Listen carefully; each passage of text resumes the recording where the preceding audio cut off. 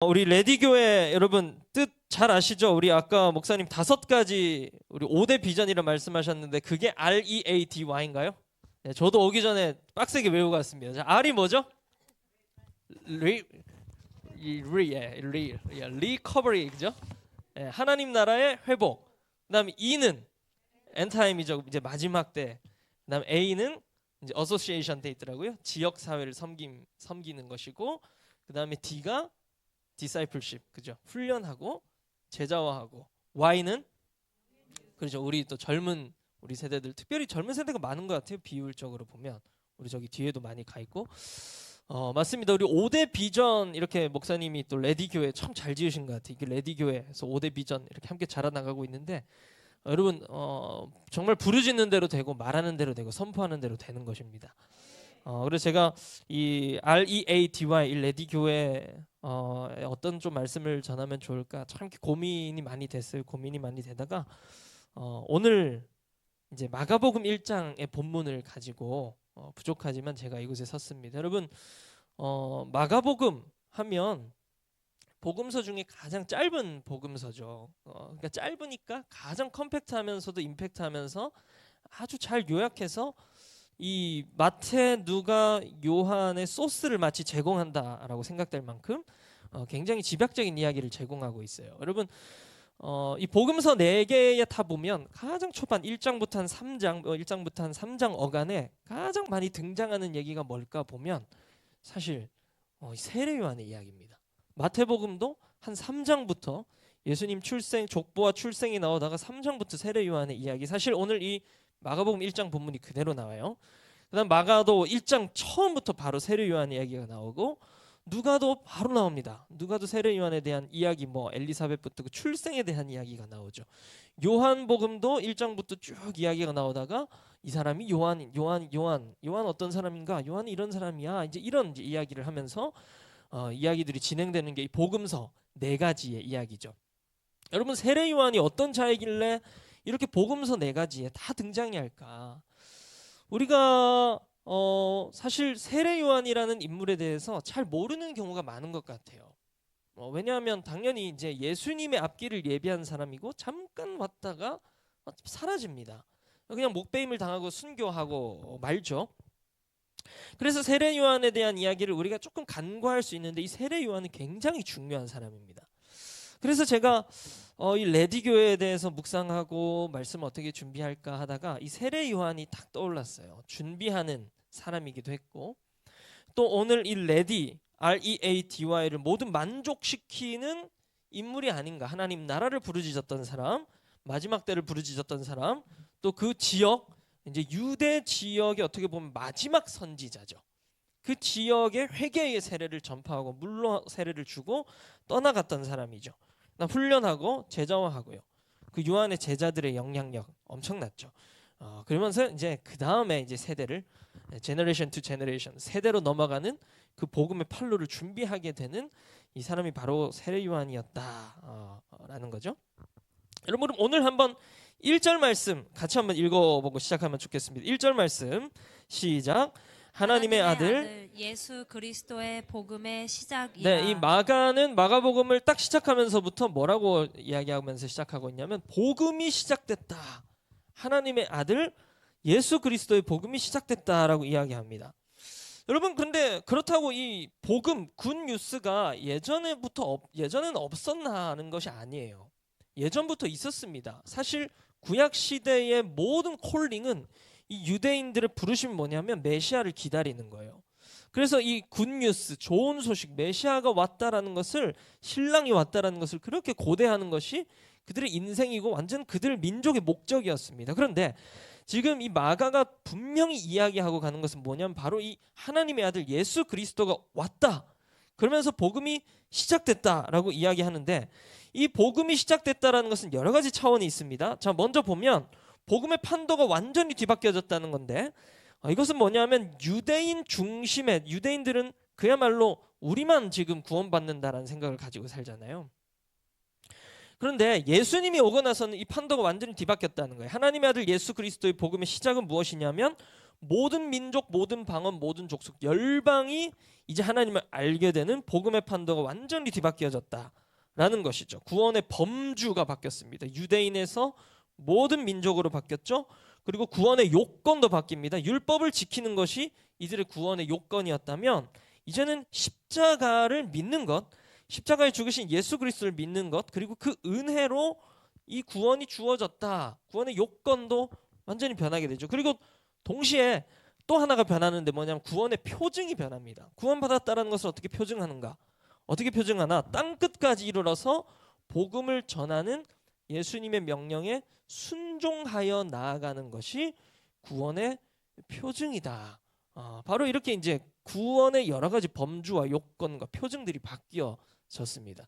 그러니까 제가 좀 간단하게 말하면 이렇게 하지 많은 것이 바뀌어졌지. 예수 그리스도께서 오시고 사실 모든 것이 바뀌어졌습니다. 모든 것이 바뀌어짐의 시작이 이제 지금입니다라고 말하는 게 복음서의 외침이에요. 여러분, 그러면 이러한 복음을 이제 준비하고 진짜 복음의 주인이신 예수 그리스도께서 오실 길을 예비하는 사람이 바로 오늘 말씀의 주인공이 되는 세례 요한이라는 자인데, 자, 이 세례 요한은 어떤 자인지 한번 알아보면 좋겠습니다. 먼저 우리 이사야 40장 3절 말씀 한번 같이 읽어볼까요? 시작. 외치는 자의 소리여 이르되 너희는 광야에서 여호와의 길을 예비하라. 사막에서 우리 하나님의 대로를 대로를 평탄하게 하라. 오늘 보니까 이사야 말씀 제가 읽었는데 이 말씀이 뭐냐면 오늘 말씀 가운데 2절에 나와 있는 선지자 이사야의 글에 보라라고 돼 있는 바로 그 이사야의 구절입니다. 그러니까 이사야도 그렇고 사실 읽지는 않겠지만 말라기서에도 가장 이제 끝 4장쯤에 가면 이 세례 요한을 예언하면서 구약 성경이 다 끝이 나는 걸 볼 수가 있어요.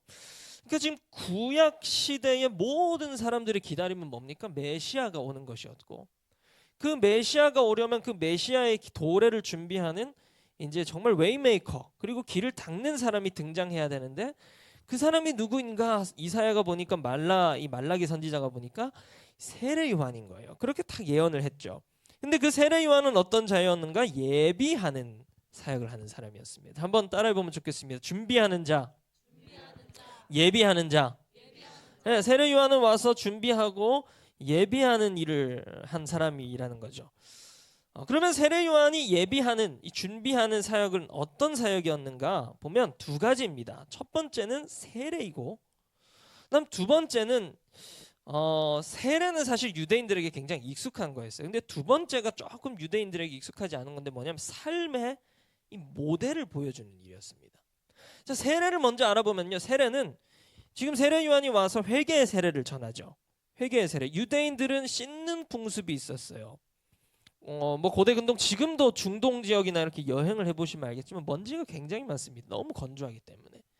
그러니까 좀 걷고 뭐 이렇게 좀 하루 종일 이렇게 돌고 들어오면은 이제 특히 발이나 무릎까지 먼지가 쫙 다 달라붙어 있는 거예요. 뭐 머리도 그렇고 다 그렇겠죠. 먼지를 뒤집어 쓰고 오는 거겠죠. 그럼 집에 오면 좀 이제 부유한 사람들이나 귀족들은 하인들이 씻어주고, 이제 그런 어떤 씻는 풍습, 또 물이 귀하기 때문에 물로 씻는 것 자체가 굉장히 거룩한 일이었습니다. 그리고 이제 더 나아가서 그렇기 때문에 씻는 것을 귀하게 여긴 이 유대인들이니까 풍습 자체도 하나님 앞에서 뭔가 씻는 것 거룩하죠.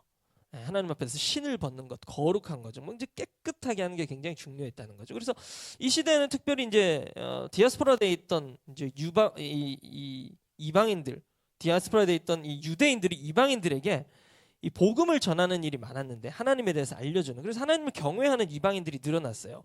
그래서 이제 복음을 믿겠다고, 그러니까 구약의 복음이죠. 하나님을 믿겠다고 이 유대인으로 들어오는 사람들이 있었다는 거죠. 이 입교하는 사람들에게 특별히 유대인들이 베푼 게 뭐였냐면 세례였어요.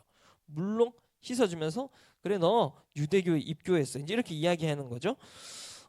그런데 유대인들의 착각은 뭐였냐면 이제 우리는 이방인들에게 그 세례를 제공할 수는 있지만 우리 유대인들은 세례가 필요 없다라고 완전히 굳게 믿고 있었다라는 거죠. 그러니까 뭐 발 씻고 육체를 씻고 뭐 그런 씻는 거 말고 세례, 내 영혼이 씻겨지고 내 인생 자체가, 내 존재와 정체성 자체가 씻겨져서 하나님 앞에 나아갈 필요는 나에게는 없다. 이게 바로 이제 유대인들의 굳은 믿음이었어요. 왜냐하면 자신들은 선택받은 민족이거든요. 아브라함의 자손이고 할례를 받았고 내가 율법을 알고 율법을 지키고 있고 토라를 외우고 있고 매일 하가하고 있다는 사실이 마치 그들을 구원하고 있는 양, 내가 구원받고 있는 양, 그렇게 이제 착각하게 만들었다는 거죠. 그러니까 지금 세례 요한이 딱 이 땅에 와서 예수 그리스도의 복음의 시작입니다라고 하면서 다시 유대인들에게 세례를 제공하고 있었는데 이건 굉장히 충격적인 일이었습니다. 우리가 왜 당신에게 세례를 받아야 합니까? 우리가 왜 물 세례를 다시 받아야 하지? 이거는 완전히 그냥 패러다임이 파괴되는 일이었어요. 그러니까 이 첫 번째 세례의 사역을 제공했고, 두 번째는 삶의 모델로서의 사역을 제공합니다. 지금 세례 요한이 여러분 무슨 옷을 입고 사역을 했는지 아시죠? 낙타털로 만든 옷을 입고 그다음 메뚜기와 석청을 먹고 아무도 없는 광야에서 외치고 다녔던 사람이에요. 근데 이 지금 모델은 구약에서 좀 몇몇 사람에게서 발견할 수 있는 모델인데 바로 이 세례 요한 같은 삶을 산 사람들은 이 구약 시대에서 선지자라고 불렸던 사람들입니다. 베옷을 입거나 혹은 뭐 동물 가죽을 옷을 입고 유리하면서 외치고, 하나님이 외치라 하셨으니까 외치고 하나님의 메신저가 되어서 먹는 것도 뭐 변변치 않아요. 네. 그런 어떤 사람들, 그게 바로 선지자죠. 그럼 선지자적 삶의 모델을 지금 신약 시대에 예수 그리스도의 복음의 시작이다라면서 제공하는 이유가 뭔가? 자, 요한복음 3장 30절 보면 그의 삶의 총체적인 철학이 나옵니다. 한번 같이 읽어보면 좋겠습니다. 시작.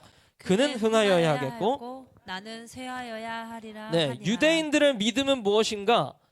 내가 흥해야 한다는 거예요. 율법을 믿어서 내가 구원받고 내가 거리에서 율법 잘 지키고 기도도 하고 내가 잘하는 것을 보여주고 마치 그것으로 구원받는, 내가 흥하는 거. 하나님에 대해서는 아예 생각조차 없죠.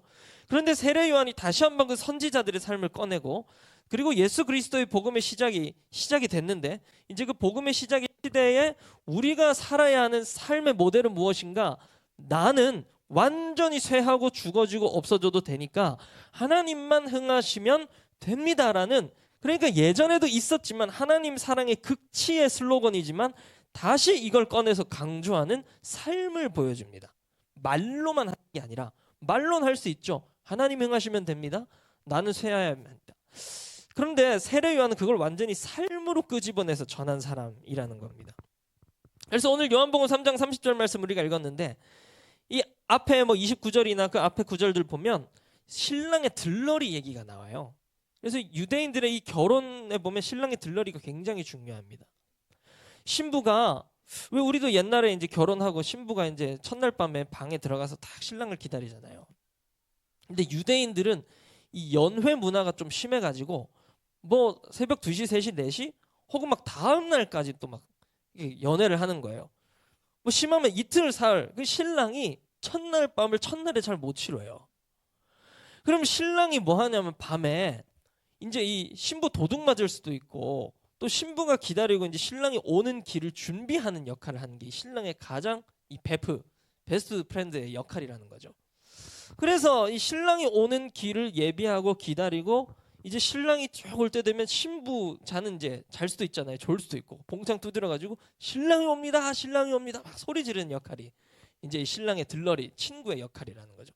그러니까 이 세례 요한이 지금 그는 흥하여야 하겠고 나는 쇠하여야 하리라는 말씀을 전하기 전에 나는 신랑의 들러리입니다. 그냥 신부가 기쁘고 신랑이 기쁘면 난 그것으로 만족합니다. 이제 이런 이야기를 해요. 여러분, 우리가 레디 교회 5대 비전 중에 이 뭐였죠 아까? 엔드 타임이었죠. 마지막 때 예수 그리스도께서 이 땅에 오시고 승천하시고 성령을 보낸 이후에 교회의 시대는 다 마지막 때입니다. 예수 그리스도께서 다시 오실 그때를 기다리는 때이죠. 시대적으로 보면 그게 마지막 때이고, 카이로스의 관점으로 보면 그게 마지막 때이고, 크로노스의 관점으로 보면 시간이 계속 많이 흐르고 있어요. 지금 2000년이 더 흘렀다고요. 그러면 인간의 이 흐르는 타임 스트리밍의 관점으로 볼 때도 예수님 빨리 오시겠네? 더 빨리 오시겠네? 하루하루 살아갈 때마다 우리가 가져야 하는 습관이 뭐냐면 예수님 오시겠네? 라는 관점인 거죠. 그러니까 임박적인 종말론과 비임박적인 종말론이 우리 안에 균형을 가져야 할 이유가 있는데, 그게 뭐냐면 예수님 빨리 오신다라는 사실에도 우리가 아멘 해야 되고, 하지만 예수님 늦게 오시고 있다는 사실에도 우리가 관심을 가져야 돼요. 우리가 이뤄야 할 미션이 있고 우리가 신랑의 친구로서 또 세례 요한적인 부르심을 받은 사람들로서 이뤄가야 할 많은 앞으로의 과제들이 있기 때문입니다. 그래서 복음이 땅 끝까지 이르렀을 때 주님이 오신다고 하셨고, 더 나아가서 마라나타 마라나타 부르는 것은 우리의 가족과 우리의 이웃과 우리의 친지들까지도 그 예수님께서 이 땅에 탁 도래하셨을 때 구원 안에 있어야 한다는 것을 우리가 전제하잖아요. 그렇죠. 그게 없으면 우리가 함부로 마라나타 못 부르짖잖아요. 우리 집에 남편 예수 안 믿는데, 우리 아들 우리 딸 예수 안 믿는데 함부로 예수님 빨리 오세요라고 할 수가 없잖아요. 그러니까 복음을 정말 목숨을 다해 세례 요한처럼 목숨을 다해 외치고 전해야 할 또 사명이 우리에게 동시에 있다라는 사실이죠. 어쨌든 지금 세례 요한의 부르짖음 지금 두 가지로 제가 요약했습니다. 한 가지는 이 물의 세례고, 유대인들의 모든 굳어진 패러다임을 파괴시키는 물의 세례이고, 두 번째 그들의 삶까지도 이제 파괴시켜서 다시 일어서게 하는 이 삶의 모델을 보여준다라는 거죠. 오늘 다시 한번 우리의 마음 가운데 새로운 물의 세례가 임하고 회개의 심령이 임하시길 간절히 축복합니다. 그래서 이 지금 세례 요한의 삶의 모델이 여기서만 끝나지 않아요. 외침과 사는 것에서 끝나지 않고 결국 세례 요한의 인생 가장 끝에 보면 그가 어떻게 죽게 되는가를 볼 수가 있죠. 그냥 목배임을 당하고 소리 소문 없이 사라져 버립니다. 그렇죠. 그래서 지금 사실 제가 신약을 볼 때 최초의 순교자 뭐 스데반 이런 이야기 많이 하는데, 제가 볼 때 최초의 순교자는 세례 요한인 것 같아요. 저는 신약 시대, 그러니까 지금 이 마지막 때, 지금의 우리의 시대에 그리스도인이 삶의 모델로서, 예수를 따르는 모델로서 가장 극치에 있는, 가장 궁극에 있는 삶의 모델이 뭔가, 저는 순교라고 이야기하고 싶어요. 순교. 예수를 끝까지 따르는, 내가 흥하는 게 아닌 예수님만, 주님만이 흥할 수 있는 최고의 방법, 내가 쇠할 수 있는 최고의 방법, 순교이죠. 그런데 순교 아무나 하는 게 아니죠. 우리 한국 사회에서 순교 어렵죠. 뭐 자살한다고 순교가 되는 것도 아니고, 그렇죠. 내가 뭐 어디 나가가지고 함부로 순교하기도 어려워요. 선교지 나가가지고. 그러면 이 순교는 육체의 순교도 있는데, 특히 이 시대 2025년을 살아가는 우리 지금 현대 그리스도인들에게 이 순교가 말하는 메시지는 뭐냐면 우리의 영혼의 순교입니다. 내 몸을 쳐서, 내 생각을 쳐서, 내 모든 것을 사로잡아서 그리스도에게 복종케 하고 그의 계명과 그의 사명과 그의 부르심을 이루는 일을 하는 것. 그게 진짜 우리에게 주어진 순교인 줄로 믿습니다. 그래서 이 순교적 믿음, 내 육체는 죽지 않더라도 하나님, 내 영혼과 내 삶을 통해서 순교적 믿음을 이 땅에 실천하실 수 있다면 이미 우리는 하늘의 밀이 돼서 이 땅에 떨어져서 썩어져 가고 있다는 거죠. 여러분, 제가 여러 교회들 지금 참 이렇게 다시 한번 말씀드리지만 거룩한 백수여서 다닐 수 있는 기회를 주셔서 참 감사한데, 참 교회들 다니면서 제가 그런 생각을 해봐요. 예전에는 제가 주로 뭐 작은 교회도 있었지만 큰 교회들에서 오래 사역을 했기 때문에 제가 작은 교회, 개척교회, 상가에 있는 교회들에 별로 이렇게 관심이 없었던 것 같아요. 뭐 당연히 알고 너무나 존중하고 너무 좋아하지만 직접 들어가서 예배드리고 그들의 삶을 하나하나 쳐다보고 목회자들의 삶을 내가 다 못 보니 잘 몰랐던 거죠. 그런데 제가 이렇게 이제 들여다보고, 또 제가 또 이제 쉬는 동안 호주나 미국이나 바로 이민 디아스포라 한인 교회들도 막 가서 둘러보니까 하나님의 교회는 정말 피값으로 세워지더라고요. 이게 그냥 간판 걸고 돈 좀 모아가지고 성도 좀 모아가지고 교회입니다라고 해서 교회가 되는 게 절대 아니더라고요. 절대 이게 교회가 그냥 함부로 세워지는 게 아니더란 말입니다. 그래서 이 하나님께서 세우신 교회 하나하나가 너무 소중하고 너무 귀한데, 이 교회를 계속 세워나가고 메이크업해 나가고 우리가 생각하는 부흥이 아니라 할지라도 이 땅에 하나님의 임재와 하나님 나라를 도래하게 하는 교회의 역할을 감당하는 데 있어서 가장 필수적인 것은 바로 우리의 순교라는 사실을 여러분 믿으시길 간절히 축복합니다. 이게 내가 목 잘리고 세례 요한처럼 뭐 내가 뭐 목 매달리고 십자가에 못 박혀 죽는 그런 순교가 아니라, 이 시대에 내 영혼과 내 몸을 쳐서 주님께 복종케 하고 내 사고방식과 내 패러다임과 모든 굳어진 것들까지 다 깨부숴서 하나님께만 순종하는, 하나님만 흥하시면 됩니다, 나는 다 세해도 돼요 라고 부르짖는 자들의 모임이 교회라는 거고, 그런 부르짖음으로 하나 된 단체가 그런 무기가 바로 교회라는 사실을 여러분 믿으시길 간절히 축복합니다. 더 나아가서 레디교회가 저는 그런 교회임을 선포합니다. 그래서 순교는 이 마지막 때 드러나는 주님을 향한 섬김의 극치입니다. 바로 그럼 이 순교자인 세례 요한이 외친 외침, 자 한번 따라해 보시겠습니다. 준비하라. 자 한번 3절 말씀 읽어보겠습니다. 3절, 오늘 본문 3절 시작. 광야에 외치는 자의 소리가 있어 이르되 너희는 주의 길을 길을 준비하라. 그의 오실 길을 곧게 하라. 기록된 것과 것과 같이. 같이. 이제 아멘. 세례 요한이 어떤 외침을 외쳤는가 3절 말씀에 기록돼 있죠. 준비하라. 광야에 외치는 자의 소리. 세례 요한이 뭐라고 외쳤는가? 너희는 주의 길을 준비하라 라고 말하고 있습니다. 그럼 세례 요한이 외친 이 준비하라라는 시대적 준비는 무엇인가? 예수의 오심을 준비하라는 말이고 동시에 그의 죽으심을 준비하라는 말이고 또 동시에 그 이후에 오실 성령과 교회의 시대를 준비하라라는 말입니다. 그러니까 세 가지죠. 예수의 오셨음, 이미 오셨으니까 지금 전파하고 있죠. 이미 오셨어. 그 다음에 그의 죽으심, 세례 요한이 먼저 그 순교적 모델을 감당하죠. 예수님도 죽으십니다. 그리고 그 죽으심이 끝이 아니라는 것을 계속 지금 시대는 알려주고 있어요. 성령께서 오셔서 마가의 다락방에 임한 그 120명의 성도들에게 임한 성령의 역사가 결국 교회를 세우고 그 교회의 역사는 예루살렘에만 머물러 있지 않고 유대인에게만 머물러 있지 않고 안디옥으로 온 유럽으로 온 지구상으로 흩어지게 됩니다. 이걸 준비하라라는 거예요. 그러면 우리의 입장에서는 목사님 자꾸 당연한 얘기한다라고 생각할 수 있지만 여러분 오늘 유대인의 입장에서 이 말씀을 들으면 이거는 정말 발칙한 이야기예요. 주의 길을 준비하라? 저 사람이 메시아인지를 어떻게 아냐? 그의 죽으심, 하나님의 아들이 어떻게 죽냐? 그리고 그 뒤에 오시는 성령과 교회의 시대, 이방인이 복음을 믿고 이건 말도 안 되는 그야말로 상상도 할 수 없는 발칙한 이야기예요. 그런데 지금 세례 요한이 외치는 이 구약의 모든 율법과 선지자가 예언한 이 말씀의 성취는 지금 그냥 예수님의 오심만 증언하는 것이 아니라 그 이후에 이어질 모든 세계의 끝까지를 지금 이야기하고 있는 거죠. 우리 레디 중에 계속해서 제가 강조하는 엔타임, 여러분 마지막 때입니다. 지금 마지막 때예요. 그럼 이 마지막 때는 그냥 우리가 감각적으로 알고 그래 목사님이 마지막 때라고 하니까 마지막 때인가 보다 이게 아니라 말씀 한 면 한 면 다 기록되어 있는 세례 요한도 지금 증언하고 있는 이 계시적인 말씀의 성취거든요. 그러니까 마지막 때 하면 뭔가 좀 이상하고 뭔가 좀 이단 같고 사이비 같고 이게 아니에요.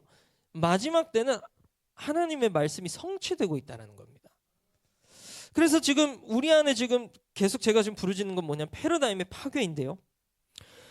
시대와 역사의 흐름과 환경과 인간의 지성, 논리도 부흥을 만들어낼 수 있습니다.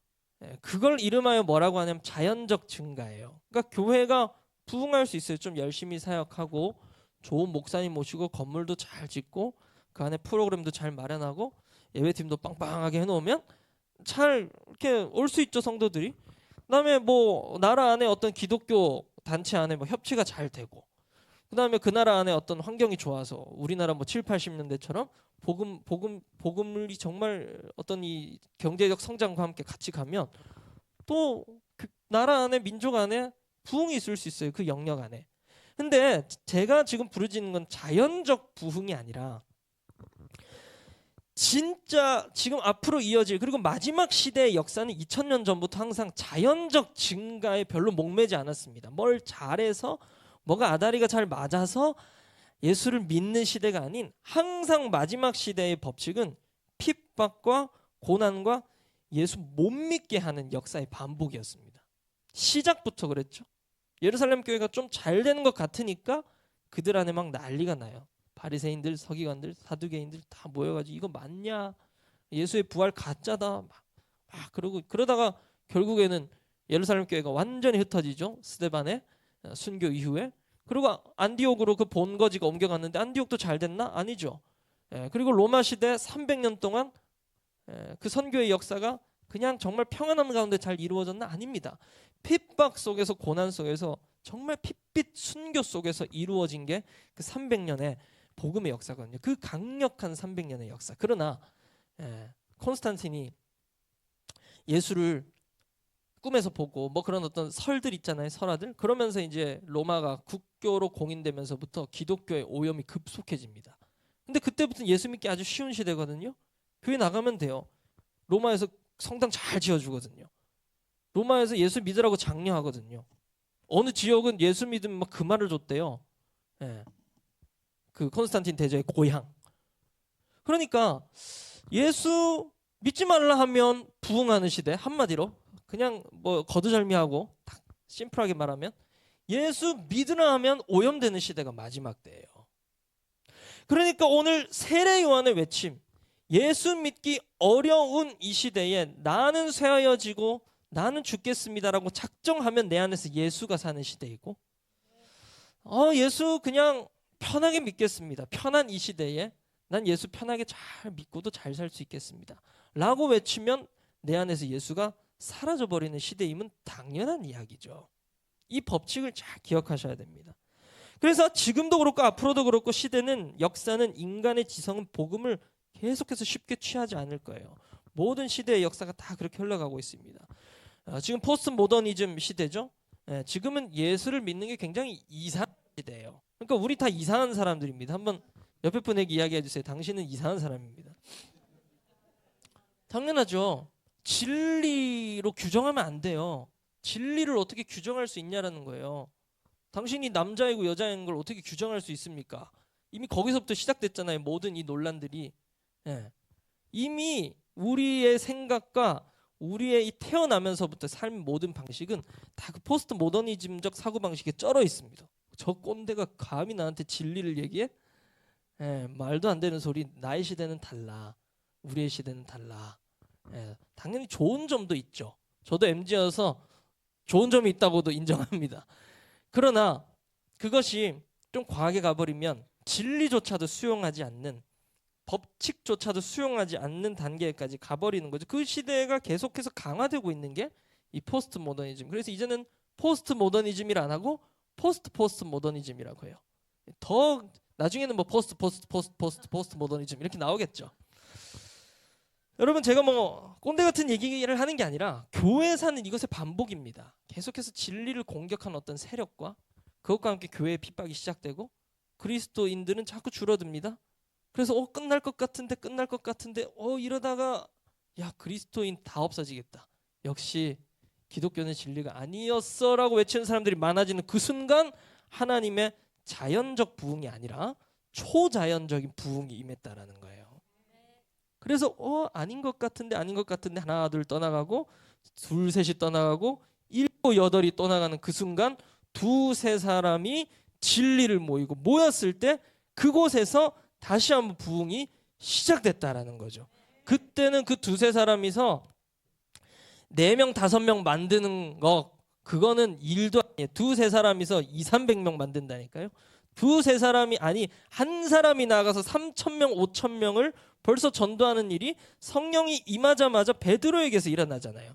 베드로 불과 몇 달 전만 해도 나 예수님 모른다 그러고 예수님 찾아와도 삐져가지고 뭐 아침 또 이거 또 불 앞에서 나 또 먹을 거 주시면서 예전에 또 그 새벽에 불 앞에서 나 예수님 또 배반한 것도 떠올리게 하시네. 이런 고기나 잡으러 가야겠다. 이런 사람. 그런 사람이 몇 달 만에 성령으로 변화돼가지고 나오자마자 말씀 선포하니까요. 5,000명이 돌아오고 3,000명이 돌아오는 거죠. 성령의 시대의 역사는 바로 이런 것입니다. 아사 직전까지 간 우리 그리스도인을 부여잡고 주님의 생명과 성령이 부어지면 그곳에서 부흥이 일어나는 거예요. 아멘. 그래서 교회사는 이것의 계속 반복입니다. 오늘 8절 말씀에도 보니까 이렇게 말씀하고 있어요. 나는 너희에게 물로 세례를 베풀었거니와 그는 너희에게 성령으로 세례를 베푸시리라. 나 인간 세례 요한으로서의 사역은 물로 세례를 베푸는 것. 세례 요한이 하루에 세례 많이 줘봤자 몇 명 주겠습니까?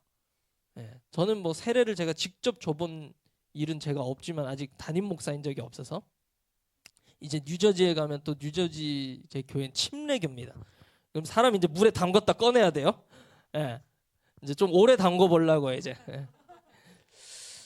여러분 이 세례요한도 분명 침례를 줬을 건데 베프티스트잖아요. 물에 푹 담궜다가 꺼냈을 건데 하루에 이거 세례 줘봤자 몇 명 줬겠습니까? 많이 줘도 제가 챗 GPT한테 물어봤어요. 하루에 이거 세례 주면 몇 명 정도 되겠냐? 그러니까 막이 챗 GPT가 자꾸 막 너무 포멀한 얘기를 하길래 야 그냥 나랑 장난스럽게 얘기해보자. 한 사람에 한 1분 정도 걸리겠지. 뭐 기도 대주고 그러니까 몇 명 정도 뭐 세례 요한이 뭐 한 당시 나이로서의 뭐 체력도 해가지고 그 걔가 얘기하기를 한 500명 정도 줬겠습니다. 이렇게 최대 500명 하면 여러분 허리 나갈 것 같은데요? 그러지 않아요? 그럼 한 500명 정도 줬다고 쳐봅시다. 여러분 자연적인 증가잖아요. 그런데 성령의 세례는 그날 120명에 임했던 성령의 세례가 3,000명, 5,000명 아니 교회를 폭발적으로 온 열방에까지 그냥 퍼뜨리는 그냥 인간이 삽으로 퍼서 퍼다 나르는 수준이 아닌 그냥 포크레인이 와가지고 덤프트럭이 와가지고 퍼다 나르는 수준이 돼버린 거예요. 여러분 세례 요한이 하는 얘기가 지금 그겁니다. 나는 너희에게 물로 세례를 베풀고 잠깐 회개의 세례를 전파하고 난 이제 가겠지만 내 인생의 목적 나는 신발끈 풀기도 감당하지 못하는 그분이 오시는 사역은 뭐냐면 이제 성령의 세례를 주실 건데 바로 짜자잔 그분이 오십니다. 이제 이 이야기를 하고 있는 게 세례 요한의 이야기예요. 그러면서 이 회개의 세례와 성령의 세례가 이제 함께 가는 시대의 모델을 세례 요한이 딱 그려주고 떠납니다. 예수님이 죽으시기 전에 세례 요한이 떠나죠. 여러분 세례 요한이 선포한 이 회개의 세례와 그의 인생의 목적이죠. 단 한 가지 이유 예수 그리스도 그의 사역 이후에 결국 교회가 옵니다. 그러니까 회개의 세례와 성령의 세례를 모두 줄 수 있는 가장 탁월한 모델이 저는 교회라고 믿습니다. 아멘.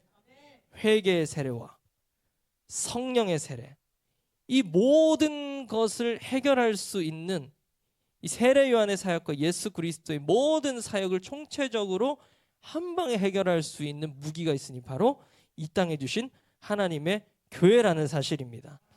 그 교회 중에 하나가 여기 세우신 우리 준비하는 교회 레디 교회입니다. 아멘. 그래서 이 중요한 성령과 부흥은요 보면 다 예수님의 승천 이후에 온 걸로 우리가 알고 있죠. 맞습니다. 예수님의 승천은 제자들에게 있어서 굉장히 좀 충격적인 사건이었어요. 왜냐하면 이제 십자가에서 죽으셨다가 와 사흘 만에 부활하시고 돌아오신 예수님 얼마나 강력합니까? 죽음을 이기고 돌아오신 그분이 이제 자신들과 함께 사역하면서 전도도 하고 그 전에 했던 것처럼 죽은 자도 살리고 막 귀신 들린 자도 귀신 떠나가라 하고 이러면 얼마나 좋아요. 근데 예수님 40일 동안 별로 뭐 활동 안 하시고 제자들이랑만 계시다가 떠나셨어요. 약속한 성령을 기다리라. 이런 무책임한 얘기 놔두고 떠나셨어요. 어떡하라는 거야? 제자들 겁이 나겠죠. 무섭죠. 그렇지만 들은 말씀이 그것밖에 없으니 믿음으로 예수님이 40일 주구장창 그거 얘기하셨지 않겠습니까? 사실 또 그 전에도 공생애 때 성령에 대해서 얼마나 많이 말씀하셨어요. 마가 다락방에서 기도하는데 그때 성령이 임해요. 그 승천 이후에 교회가 왔는데 그 교회에게 주신 언약 여러분 베드로에게 그 언약을 먼저 주셨죠. 음부의 권세가 이기지 못하는 교회. 그 다음에 하늘에서 매면 땅에서 매면 하늘에서도 매이고 땅에서 풀면 하늘에서도 풀리는 바로 그 권세를 베드로가 가장 처음 세울 그 교회가 받은 것이고 두세 사람이 내 이름으로 모인 곳에 나도 그들과 함께 있다라고 말씀하신 그 교회, 그 소그룹 공동체 그것이 초대교회에 막 흩어지기 시작하면서 이들이 그 전에 예수님이 함께 있었던 것보다 더한 일도 하는 거예요. 이제는 그들이 나가서 죽은 자도 살리고 그들이 나가서 병든 자도 치유하고 그들이 나가서 귀신 들린 자도 귀신도 내어 쫓고 여러분 이걸 보면서 이 사람들이 어떤 생각을 가졌겠습니까? 예수님의 모든 명령이 모든 이 언약들이 성취돼 가고 있구나. 바로 이것을 알았을 거예요. 그러면서 이들 안에 이 교회가 주는 엄청난 성취감 교회로서 모였을 때에 우리가 일할 수 있다는 이 엄청난 기대감 이것이 바로 이 초대교회의 기대감이었거든요. 여러분 레디교회가 모였을 때 또 소그룹으로 모였을 때 두세 사람이라도 주님의 이름으로 모였을 때 이 기대감과 성취감으로 충만하시길 간절히 축복합니다. 그래서 우리는 생각보다 많은 걸 할 수 있는 사람들이에요. 진짜입니다.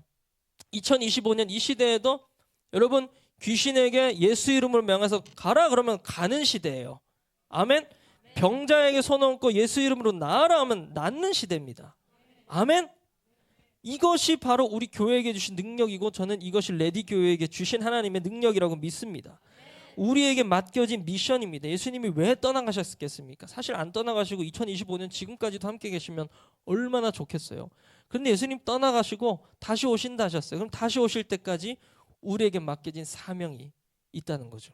우리에게 대충 그냥 너네 알아서 잘해봐라 떠나시지 않으셨어요. 엄청난 성령과 교회를 주셨다라는 겁니다.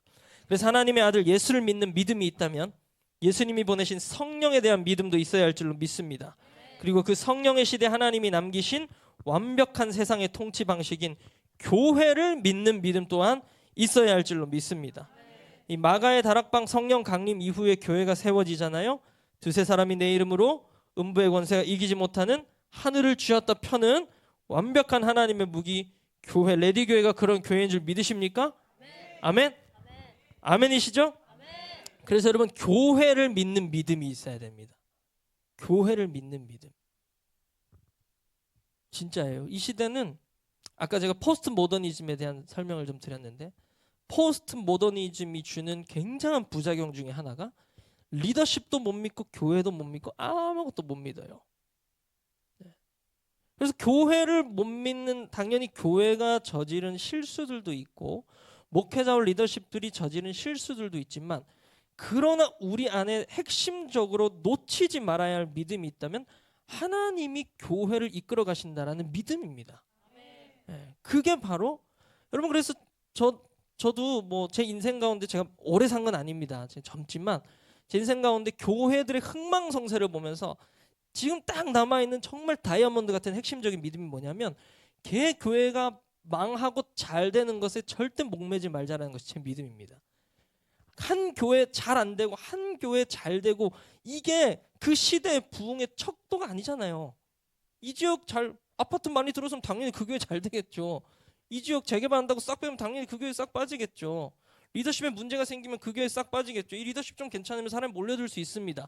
그러나 하나님의 생각과 하나님의 길은 우리가 생각하는 것보다 굉장히 거시적이고 크다라는 거예요. 하나님 예루살렘 교회 일부러 망하게 하셨잖아요.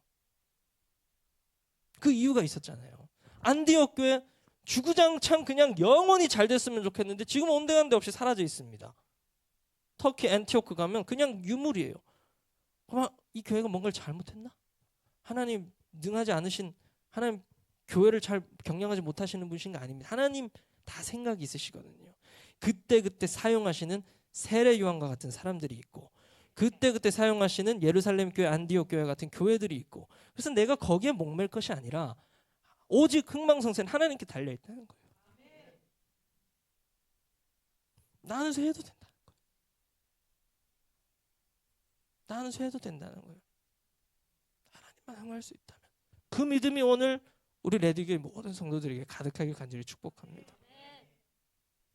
그래서 우리 인생이 세례 요한처럼 쓰임받을 수 있고 순교할 수 있다면 그것만큼 놀라운 축복이 없을 겁니다. 스데반도요 이제 막 직사 세워졌잖아요. 그래서 사역 좀 하려고 그러고 봉사 좀 하려고 그러고 좀 하려고 그러는데 그냥 바로 죽임을 당해요. 돌 맞아서. 그럼 스데반의 인생이 뭐 쓸모없는 겁니까? 아니죠. 스데반만큼 귀한 인물이 없어요. 세례 요한만큼 귀한 인물이 없습니다. 예수님 33살의 그 나이에 십자가에 죽으셨어요. 뭐 좀 이제 하셔야 되는데. 그럼 예수님의 인생이 쓸데없는 겁니까? 아닙니다. 여러분 그래서 내 환경, 내 상황, 내 현실에 우리의 믿음을 두지 않으면 좋겠어요.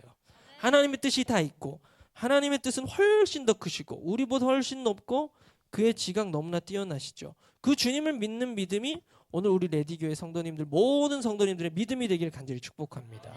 레디교회 믿음이 이 믿음이 되기를 간절히 축복합니다.